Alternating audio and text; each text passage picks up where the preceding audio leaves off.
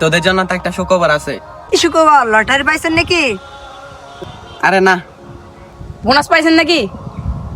আরে না, এটাও না। এই দাদা, ভাইকে বলতে দি কি সুখবর। ভাই বলেন কি সুখবর? আজকে তোমাদেরকে চিট দিব, আজকে পকেটে টাকা ভরপুর আছে। ভাই চলেন মাসাবিতে যাই। এই তোমার কোনো মতামত নাই?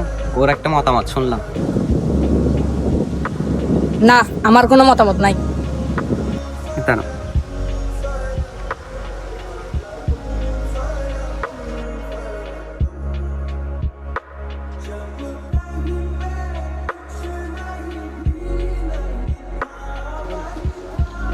ভাই আমি তো একটা বিপদে পড়ে গেছি, আমার 1 লক্ষ টাকা এমার্জেন্সি লাগতেছে।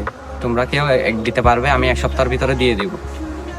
আমার কাছে কোনো টাকা পয়সা হবে না, তোমরা থাকো, আমি গেলাম। এই নিন, এখানে 30,000 টাকা আছে, আব্বু দিছিল ব্যাংকে রাখার জন্য। আর এই মোবাইলটাও রাখেন, আমার কাছে আর কিছু নাই, থাকলে দিতাম। এই নাও, আমার এগুলা কিছুই লাগবে না, আমি শুধু পরীক্ষা করছি যে তোমাদেরকে। ওকে দেখো, বিপদ দেখছে আর পালিয়ে গেছে। আরে প্রকৃত কাছের মানুষ তো সে, যে বিপদের সময় পাশে থাকে। সেই কাছের মানুষটা হচ্ছে তুমি।